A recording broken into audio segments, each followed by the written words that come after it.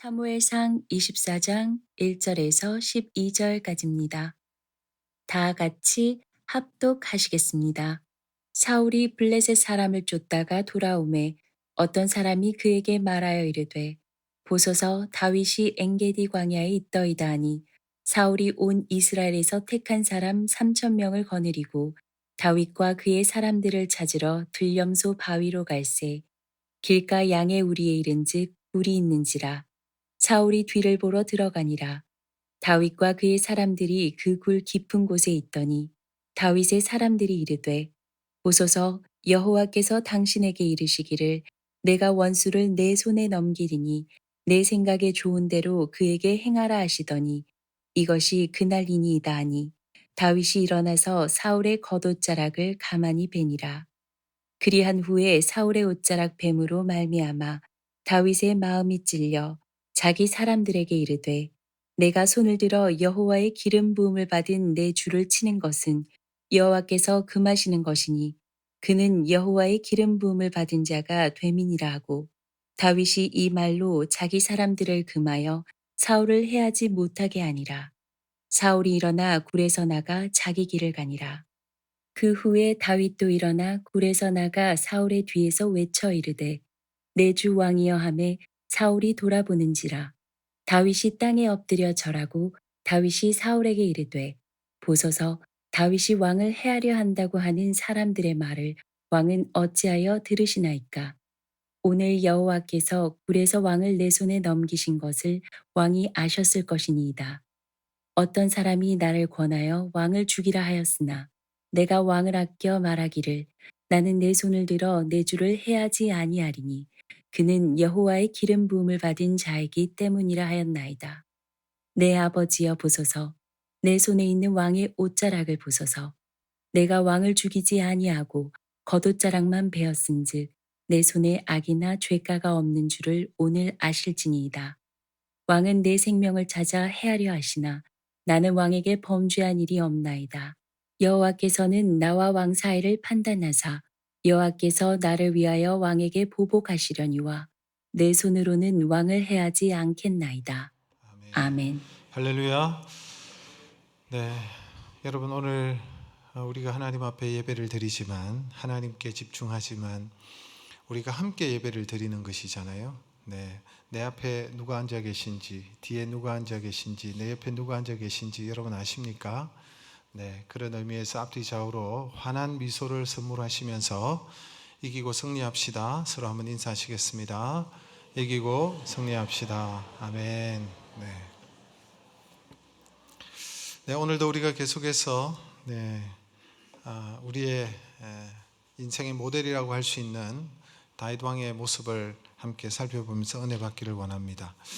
예전에 신문기사 사회면에 73세 된 기업 회장의 부인이 77세 된 남편에게 이혼장을 냈던 적이 있습니다. 놀라운 것은 이 할머니가 1,000억의 위자료를 청구했다는 것입니다. 이혼 사유는 남편의 구타와 외도로 더 이상 결혼 생활을 유지할 수 없기 때문이다 라는 것이었습니다.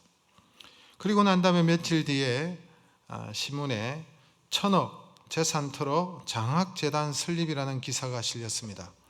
이 미담의 주인공은 이분은 제가 알기로 작년에 돌아가신 걸로 알고 있는데 삼령화학그룹의 이종환 회장이었습니다.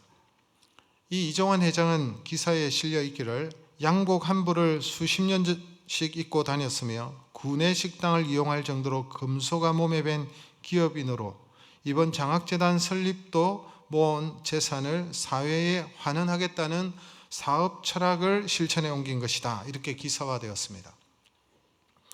그런데 문제는 이 73세 된 할머니가 더 이상 남편의 학대를 못 찾겠다고 이혼 소송을 낸 남편이 바로 이종환 회장이라는 사실이었습니다.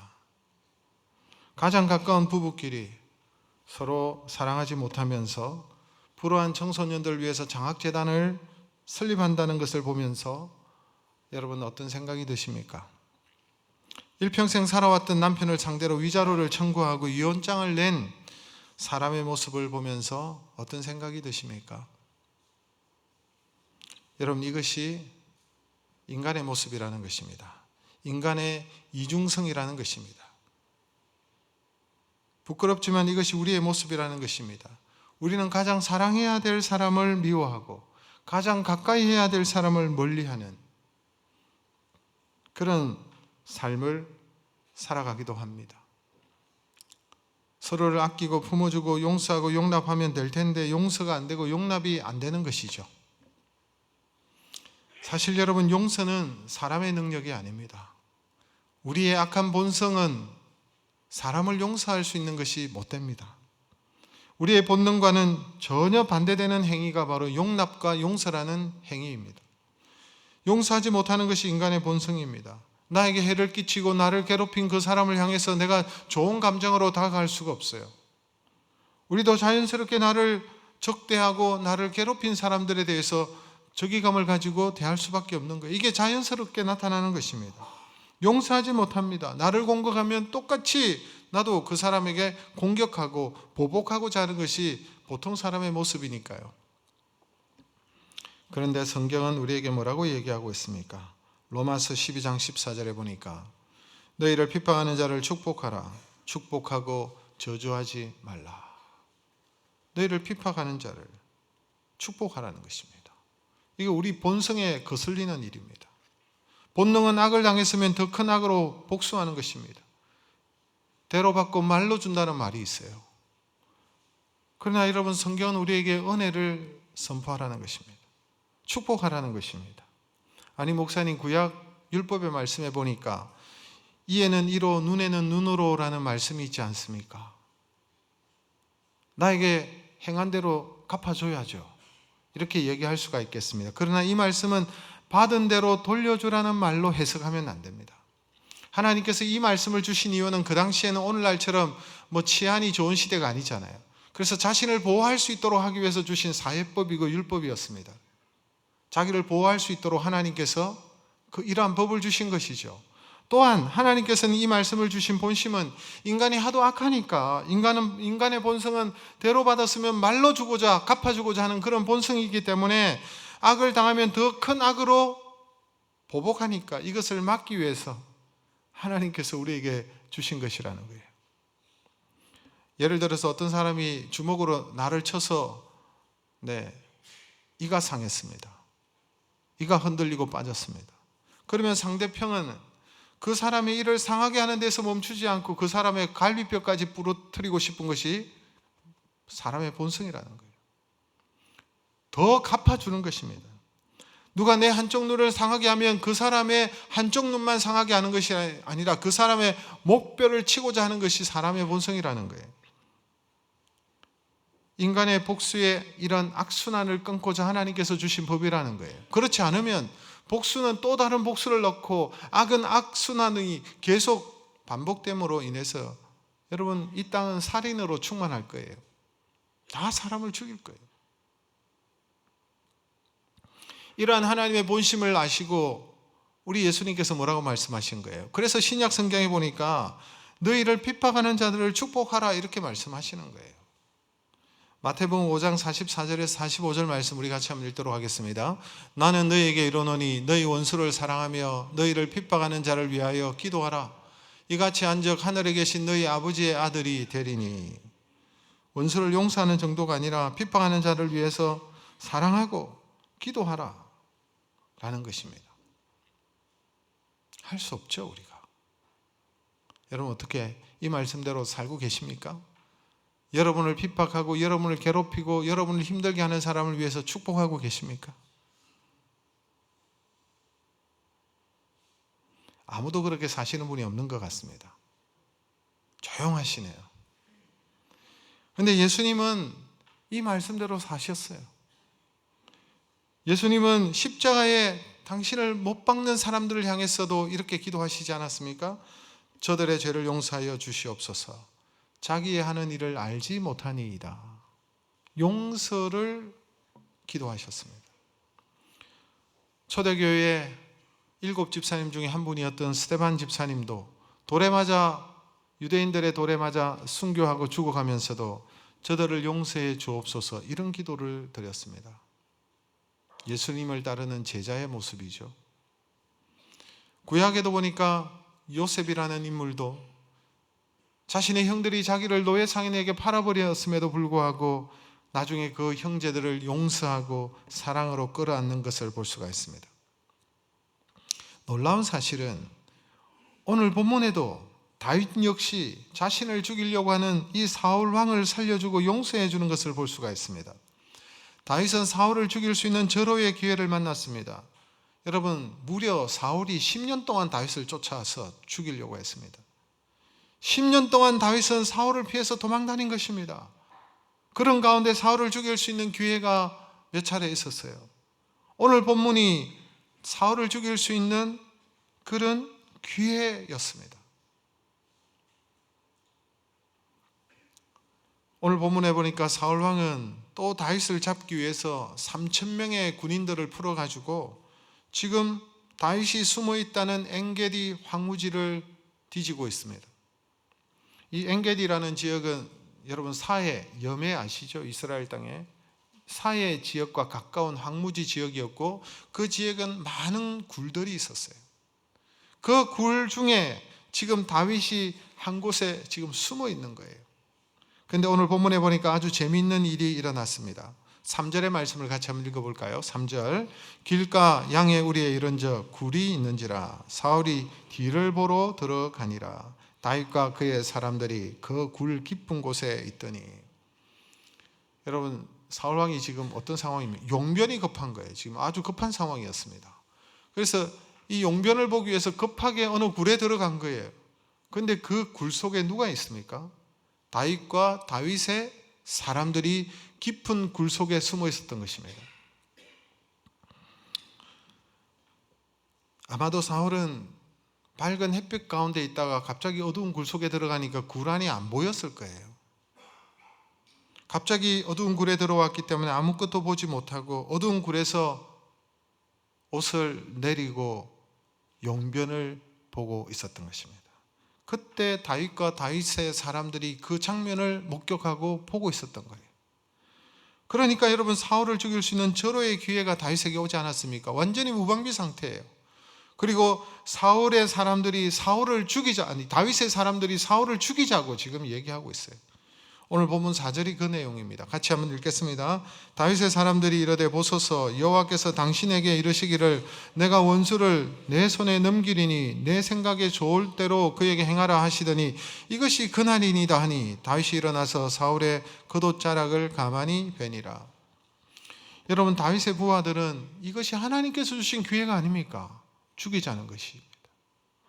지금까지 10년 동안 도망 다녔습니다. 10년 동안 사울의 추적을 피해서 도망을 다니고 광야에서 광야로 굴로 심지어는 블레셋 지역으로 넘어갔다가 그런 쫓기는 삶을 살았습니다. 이제는 사울을 죽일 수 있는 기회라는 거예요. 한 번도 두 다리 뻗고 편하게 잠을 못 잔 거예요. 다윗이 군대를 풀어서 이잡듯이 계속해서 쫓아오고 있기 때문에 사울만 제거하면 이제 이 지긋지긋한 생활이 끝나고 하나님께서 주신 기회가 아닙니까? 라고 얘기할 때에 다윗은 일어나서 어떻게 합니까? 사울의 겉옷자락을 가만히 베니라. 겉옷자락만 조금 베었습니다. 그리고 5절에 이런 말씀이 있습니다. 같이 읽습니다. 그러한 후에 사울의 옷자락 뱀으로 말미암아 다윗의 마음이 찔려. 여러분 이해가 되십니까? 다윗의 마음이 찔렸대요. 사울의 겉옷을 조금 잘랐을 뿐인데 이게 마음에 찔렸다는 거예요. 감히 왕의 옷자락을 베는 것도 죄요, 반역이라고 생각했는지 모르겠습니다. 여러분 생각해 보십시오. 다윗이 사울의 옷자락을 베면서 다윗의 마음속에 무슨 마음이 들겠습니까? 사울을 죽이고 싶은 충동이 일지 않겠습니까? 사울의 자신의 그 죽이고자 하는 그 충동을 누르고 사울 왕의 그 겉옷자락을 조금 자를 때에 아마 손이 부르르 떨렸을 거예요. 죽이고 싶었을 거예요. 끝내고 싶었을 거예요. 다윗의 마음속에 사울에 대한 깊은 정오심과 원망이 있지 않았겠습니까? 사울이 어떤 자입니까? 아니 다윗이 어떤 사람입니까? 사울에게 사울 왕의 사위였습니다. 사울에게 너무나도 충성스러운 그런 신하였습니다. 군대 장관이었습니다. 사울의 마음을 한 번도 거스른 적이 없습니다. 순종하였습니다. 뿐만 아니라 사울 왕의 아들 요나단과 절친한 친구 사이였습니다. 아들입니다. 아들과 같은 자입니다. 그런데 자신을 정적으로 몰아서 자신에게 대한 그 질투심 때문에 자기를 죽이려고 10년 동안 쫓아다녔던 이 사울 왕을 제거하고 싶었을 거예요. 이게 사람의 본성일 거예요. 그런데 그렇게 하지 않고 옷자락만 조금 베어내었습니다. 이런 마음조차 죄스럽게 생각했던 것 같습니다. 여러분, 인간이 가지고 있는 가장 무서운 유혹은 보복하고 싶은 유혹일 겁니다. 나에게 상처를 주고 나를 괴롭힌 사람이면 언젠가 나에게 그런 기회가 온다면 그 사람에게 응당한 보복을 하고 싶은 것이 타락한 인간의 본성입니다. 그런데 다윗은 이 무서운 유혹을 이겨내고 사울을 용서하기로 결단합니다. 용서하기로 했습니다. 악을 악으로 갚지 않고 악을 선으로 갚는 것입니다. 여러분, 다윗이 어떻게 용서할 수 있었을까요? 자신에게 일어나는 그 본성을 누르고 어떻게 용납하고 어떻게 그 사울을 죽이지 않고 품을 수가 있었을까요? 사실 여러분, 다윗의 이 모습은 너무 잘한 결정입니다. 그렇게 하는 것이 여러분, 사울 왕을 살려두는 것이, 다윗이 자신의 손으로 제거하지 않는 것이 그에게 미래에 너무나도 큰 축복이었습니다. 왜 그렇습니까? 다윗이 사울을 용서했기 때문에 다윗이 승리할 수 있었습니다. 이스라엘을 통일 왕국을 이룰 수가 있었습니다. 다윗이 사울을 제거했다면 사울 왕의 지파였던 베냐민 지파와는 철천지 원수가 되었을 것입니다. 그리고 또한 사울을 지지하는 많은 지파들과 세력들이 있었습니다. 그런데 다윗이 왕을 제거했다면 하나로 여러분 통합할 수 없고 이스라엘은 분열되었을 것입니다. 다윗이 사울을 용서하기로 했기 때문에 이스라엘 12지파를 하나로 묶어서 이스라엘을 통일 왕국을 이루고 하나님의 나라를 세워갈 수 있었습니다. 하지만 다윗이 사울을 용서하고 용납한다는 것은 여러분 참으로 인간의 본성과는 맞지 않는 일입니다. 어떻게 용서했을까요? 그 비결이 무엇입니까? 이 비결을 우리가 살펴보면서 우리도 용서와 용납의 삶으로 나아가기를 원합니다. 그것이 바로 우리가 이기는 길입니다. 첫 번째는 하나님의 영의 지배를 받았기 때문에 그렇습니다. 여러분, 사무엘상 16장 13절의 말씀 우리 같이 한번 읽도록 하겠습니다. 사무엘이 기름 뿔병을 가져다가 그의 형제 중에서 그에게 부었더니 이날 이후로 다윗이 여호와의 영에게 크게 감동되니라. 여러분, 사무엘 선지자가 다윗에게 기름을 부었습니다. 앞으로 이스라엘의 왕이 될 것을 하나님의 말씀을 따라서 기름을 붓고 난 이후에 다윗이 여호와의 영에게 크게 감동되니라.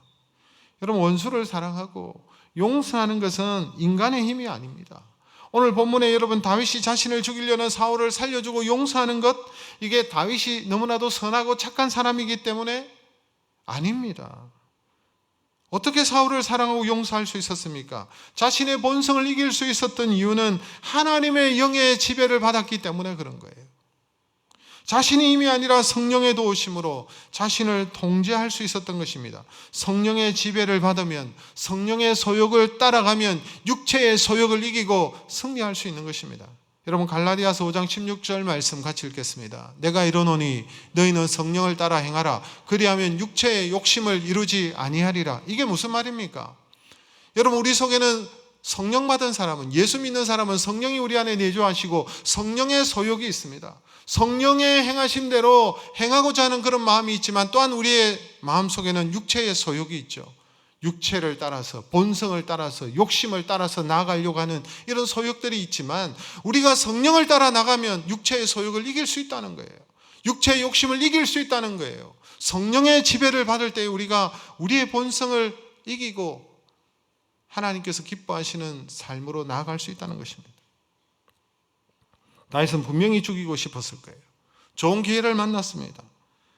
다윗은 그러나 자신에게 주어진 이 기회대로 살지 아니하고 하나님의 영의 지배를 받고 하나님의 영이신 성령의 역사로 말미암아 하나님의 말씀을 쫓아갈 수 있었던 거예요.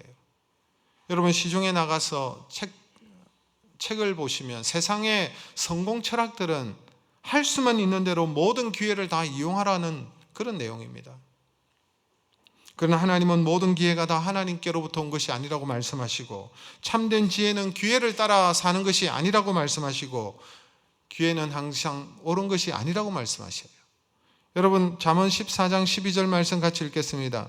어떤 길은 사람이 보기에 바르나 필경은 사망의 길이. 우리가 볼 때는 이 길이 옳아요. 우리가 볼 때는 이 길로 가는 것이 나에게 유익해요. 우리가 볼 때는 이 길로 가야만 돼요. 그래야 성공할 수 있다고 생각이 들어요. 그러나 필경은 사망의 길일 수 있다는 거예요. 참된 지혜는 세상의 소리를 따라서 쫓아가는 것이 아니라 하나님의 변함없으신 진리의 말씀을 쫓아가는 것이 여러분 진짜 이기고 승리하는 길인 줄로 믿습니다. 다윗은 사울을 죽일 수 있는 기회를 이용하지 않았습니다. 오히려 하나님의 뜻이 더 중요했어요. 그러나 그 하나님의 뜻대로 용납하고 용서한다는 것은 자신의 본성이 아니에요. 누구의 도우심으로? 성령의 도우심으로. 하나님의 영의 다스림을 받고 하나님의 영이 그를 감화 감동하시니 사울을 용서하기로 하는 거예요. 다윗은 자신의 일시적인 유익보다는 하나님의 말씀을 쫓아 살아갔으므로 그가 승리할 수가 있었던 것입니다. 두 번째로 여러분, 어떻게 용서할 수가 있었습니까? 하나님의 때를 신뢰하고 기다릴 수 있었기 때문에 그렇습니다. 여러분, 오늘 본문 6절의 말씀을 같이 한번 읽겠습니다. 자기 사람들에게 이르되 내가 손을 들어 여호와의 기름 부음 받은 내 주를 치는 것은 여호와께서 금하시는 것이니 그는 여호와의 기름 부음 받은 자가 됨이니라. 여호와의 기름 부음 받은 자를 해할 수 없다는 거예요. 하나님께서 분명히 사울 왕에게 기름을 부어 이스라엘의 왕으로 세워 주셨기에 그를 해할 수가 없다는 것입니다. 하나님의 때가 되어 하나님께서 하시지 않고는 할 수 없다는 거예요. 여러분, 다윗도 기름 부음을 받은 사람입니다. 언젠가 자신이 왕이 될 것을 알았어요. 그러나 그럼에도 불구하고 하나님은 아직도 사울을 왕으로 세우신 것을 알고 있어요. 비록 그가 원수라 할지라도, 그가 비록 좋은 왕이 아니다 할지라도 여전히 그가 왕임을 인정하고 있는 거예요.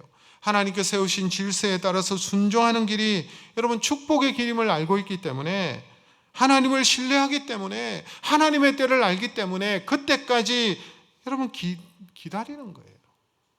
인내하는 것입니다. 하나님이 기이서시는 인물들을 보면 그들은 항상 자신의 위치를 잘 파악하고 있는 자들입니다. 하나님 세우신 영적 권위를 인정할 줄 아는 사람입니다.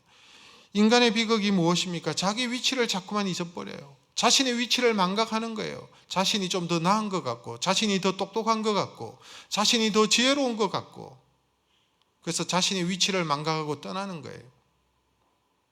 가정의 비극은 남편이 남편의 위치를 잊어버리는 데 있습니다. 아내가 아내의 위치를 모르고 망각하는 데 문제가 있는 거예요. 자녀는 자녀의 위치를 망각할 때 가정의 비극이 일어나는 것입니다. 그러나 다윗은 자기의 위치를 알았던 사람이에요. 다윗은 사울을 죽이지 않았습니다. 하나님의 때를 기다릴 줄 알았습니다. 다윗은 하나님의 때가 가장 완전한 때임을 알기 때문에 하나님께서 역사하시고 하나님께서 하신다, 기다리는 것입니다. 다윗의 시편을 보면 다윗은 기다릴 줄 아는 사람이죠. 기다린다는 것이 무엇입니까? 기다릴 줄 아는 것이 믿음입니다. 누가 인내합니까? 누가 참고 기다립니까? 믿음이 있는 사람이에요. 하나님의 약속의 말씀은 이루어진다는 것을 믿는 사람만이 인내할 수 있습니다. 여러분, 시편 37편 7절의 말씀 다윗의 시인데요, 같이 읽겠습니다. 여호와 앞에 잠잠하고 참고 기다리라. 자기 길이 형통하며 악한 꾀를 이루는 자 때문에 불평하지 말지어다. 하나님 앞에서 참고 잠잠하고 기다리라는 거예요. 성급하게 하나님의 뜻이 아닌데 뛰쳐나가지 말라는 거예요. 하나님 앞에 원망하지 말라는 거예요. 하나님, 왜 저 악인이 잘 됩니까? 왜 예수 믿는 사람이 나는 이렇게 힘든 걸음을 걸어가면 됩니까? 하나님 살아계십니까? 불평하지 말라는 거예요. 참되신 하나님을 신뢰하고 하나님의 때를 기다리라는 거예요. 일시적인 악인의 형통을 부러워하지 말라는 거예요. 하나님은 하나님의 때에 우리를 향하신 하나님의 선하신 계획을 반드시 이루어 가실 줄로 믿으시기를 주님의 이름으로 축복합니다. 이것을 믿을 때에 자기를 다스릴 수 있어요. 때를 기다릴 수가 있어요. 자신을 절제하고 통제할 수가 있어요. 다윗이 얼마든지 사울을 향하여 화를 내고 노할 수 있고 죽일 수 있었지만 참고 통제하고 자기를 다스리는 거예요. 이런 자가 여러분 이기는 사람입니다. 잠언 16장 32절 말씀 같이 읽겠습니다. 노하기를 더디하는 자는 용사보다 낫고 자기의 마음을 다스리는 자는 성을 빼앗는 자보다 나으니라. 자기 마음을 다스리는 사람은 성을 빼앗는 것보다 낫다는 거예요. 다윗은 자신의 마음을 다스렸다. 성을 빼앗는 것보다 나았어요. 자기를 다스리니까 나중에 이스라엘의 왕이 되었죠. 자기를 다스리는 자가 이기고 승리하는 자요. 결국은 여러분 자유로운 사람입니다. 사울을 보십시오. 미움의 노예가 되고 질투의 노예가 되어서 자신의 힘을 남용하고 있지 않습니까? 하나님께서 그에게 힘을 주셨어요. 사울 왕에게 권세를 주셨어요. 그런데 사울은 그 힘을 남용하고 있는 거예요. 3,000명이나 되는 군대를 풀어가지고 한 사람 다윗을 죽이겠다고 지금 광분하고 있는 거예요. 그러나 다윗은 기다릴 줄 아는 사람, 자기를 다스릴 줄 아는 사람이지 않습니까? 다윗과 사울의 모습을 보면 이미 다윗이 왕인 것처럼 보입니다. 비록 눈에 보이는 직책은 사울 왕이었지만, 사울이 왕이었지만 사실상 왕은 다윗처럼 보여요. 자기 마음 하나 다스리지 못하는 사람이 어찌 백성을 다스린다고 말할 수가 있겠습니까? 자신의 가정을 잘 다스리지 못하면서 어떻게 여러분 더 큰 일을 할 수가 있겠습니까? 여러분 큰 일을 도모하고 큰 비전을 가지고 계신 분들이 계시다면 자신을 다스리십시오. 내 안에 일어나는 이 감정을 다스릴 줄 알아야 되는 것입니다. 하나님의 능하신 손 아래서 겸손히 때를 기다리며 하나님의 뜻을 따라 살아가시기를 주님의 이름으로 축복합니다. 마지막으로 여러분, 우리가 어떻게 용서의 사람이 될 수가 있겠습니까? 어떻게 사울을 용서하기로 하다라고 할 수 있겠습니까? 그 이유는 우리가 용서받은 자이기 때문에 용서하는 자가 되어야 됩니다. 오늘 여러분 다윗이 사울을 용서하는 장면이 매우 감동적입니다. 사울 왕은 다윗이 자신을 죽이지 않고 오히려 용서하고 자신을 선으로 대한 것에 대해서 감동하고 있습니다. 오늘 우리가 읽지는 않았지만 16절에서 17절 말씀 우리 같이 한번 읽도록 하겠습니다. 다윗이 사울에게 이같이 말하기를 마침에 사울이 이르되 내 아들 다윗아 이것이 내 목소리냐 하고 소리를 높여 울며 다윗에게 이르되 나는 너를 학대하되 너는 나를 선대하니 너는 나보다 어렵도다. 사울 왕의 얘기입니다.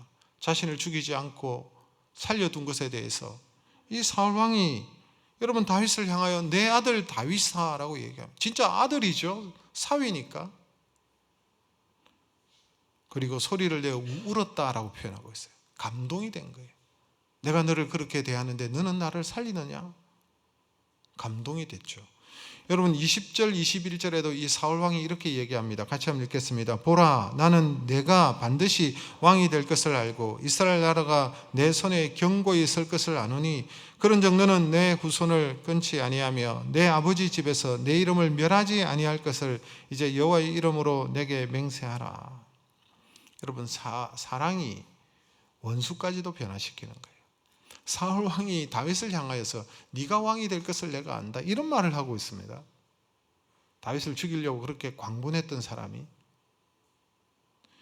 다윗이 사울을 용서하니까 사울이 눈물을 흘리고 감동하고 이처럼 여러분 용서가 상대방을 감동케 하는 것입니다.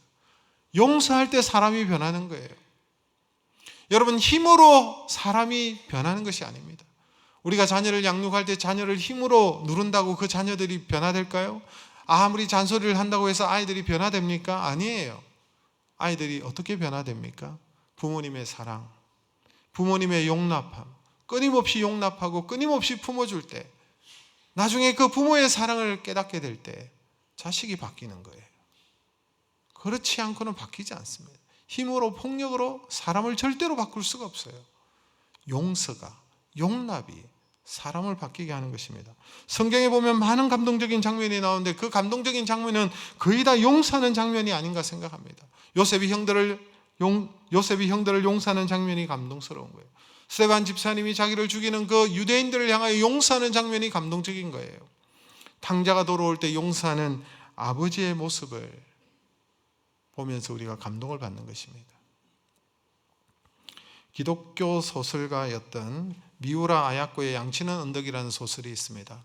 하나님의 아버지를 잘 묘사한 소설입니다. 그 내용에 보면 나오미라는 목사의 딸이 등장합니다.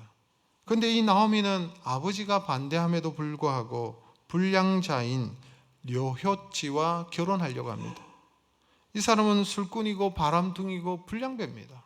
그런데 아버지의 말을 듣지 않고 나오미가 이 사람과 결혼을 하고 결국은 2년도 살지 못하고 견디지 못해서 다시 아버지께로 돌아오는 내용이 이 소설의 줄거리입니다.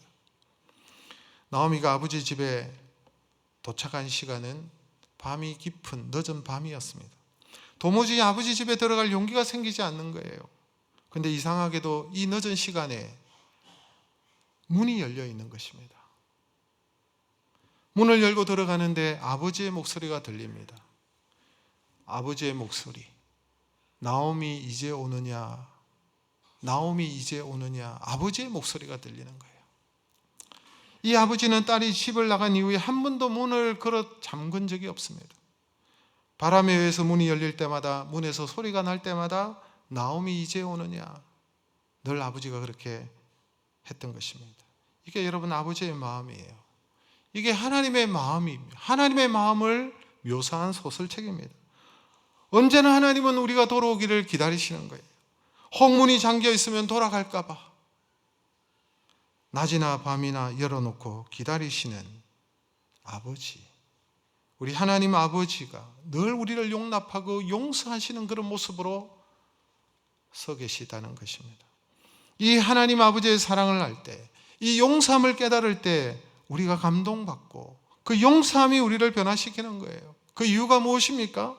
용서는 인간의 본성이 아니기 때문에 그렇습니다. 용서는 인간의 한계를 뛰어넘는 행위이기 때문에 그렇습니다. 용서는 우리가 할 수 없는 힘든 일이기 때문에 용서에는 상대의 변화를 가져오게 되는 것입니다. 레미제라블의 소설 장발장, 그 장발장을 변화시킨 것은 18년간의 감옥살이가 아니었어요. 신부의 용서였습니다. 한 신부의 용서 때문에 그 용서의 능력이 나타난 것입니다. 우리 예수님은 70번씩 7번이라도 용서하라라고 말씀하셨죠. 그것은 끊임없이 용서하라는 거예요. 용납하라는 거예요. 십자가에서 주께서 하신 첫 번째 말씀, 그 말씀입니다. 아버지여 저희를 사하여 주옵소서.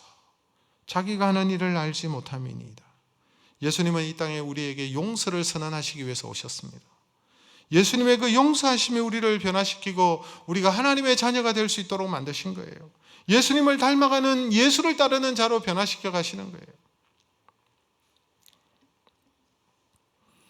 용서는 하나님의 성품입니다.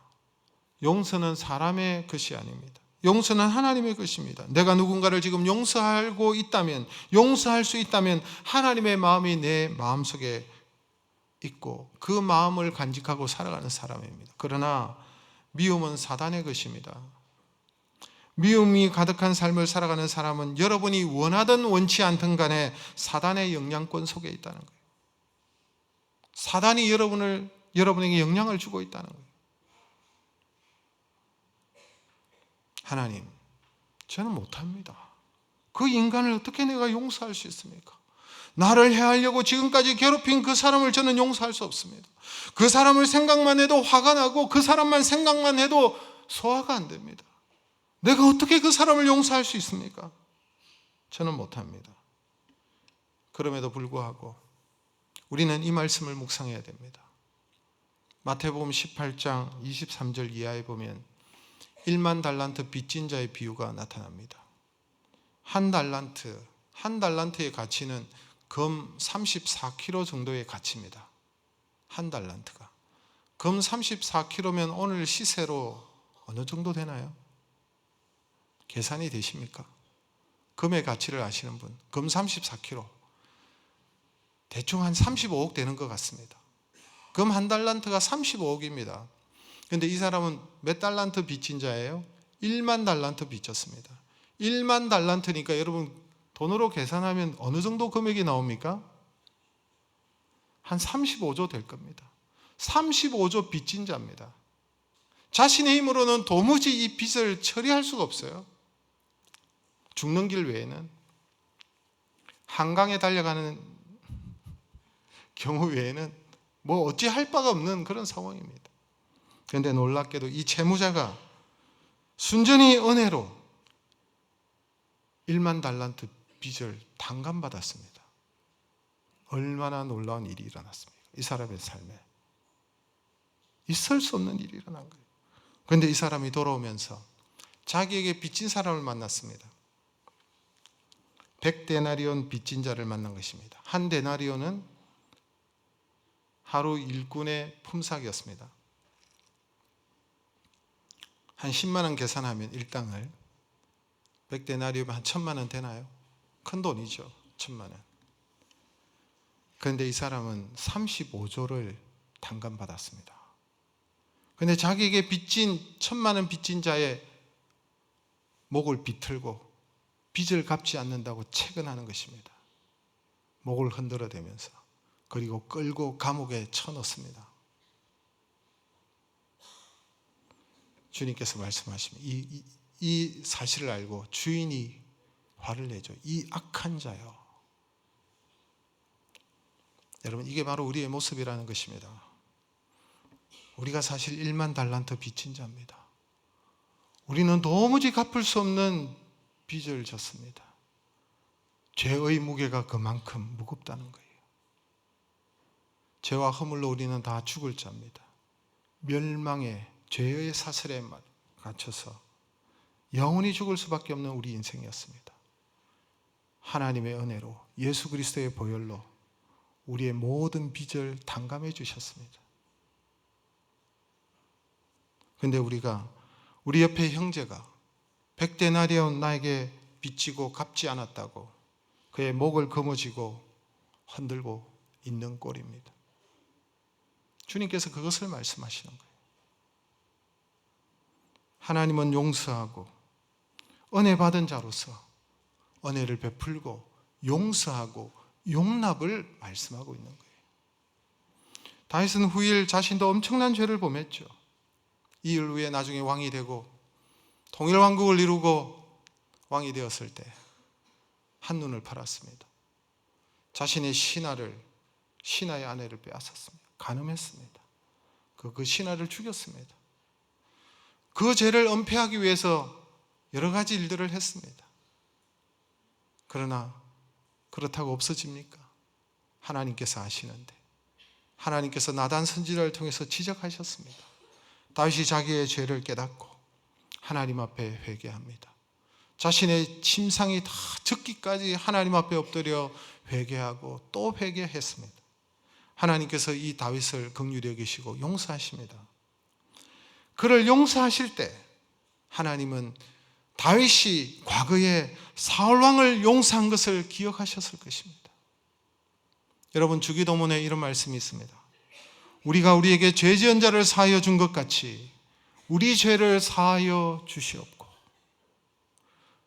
나에게 죄 지은 자, 나를 괴롭힌 자, 나에게 상처를 준 자를 용서한 것 같이, 사하여 준 것 같이, 용납한 것 같이 하나님 나의 죄를 사하여 주시고 용납해 주옵소서.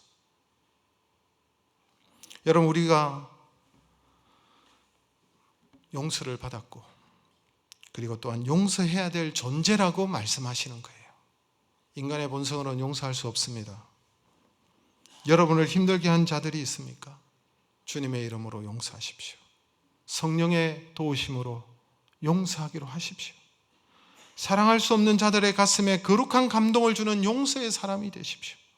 또다시 나를 공격하고 나에게 상처를 주고 또다시 나를 떠나고 또다시 배신한다 할지라도 그를 향하여 용서하기로 선언하십시오. 그들을 긍휼히 여기십시오. 여러분의 남편을 용납하시고 용서하십시오.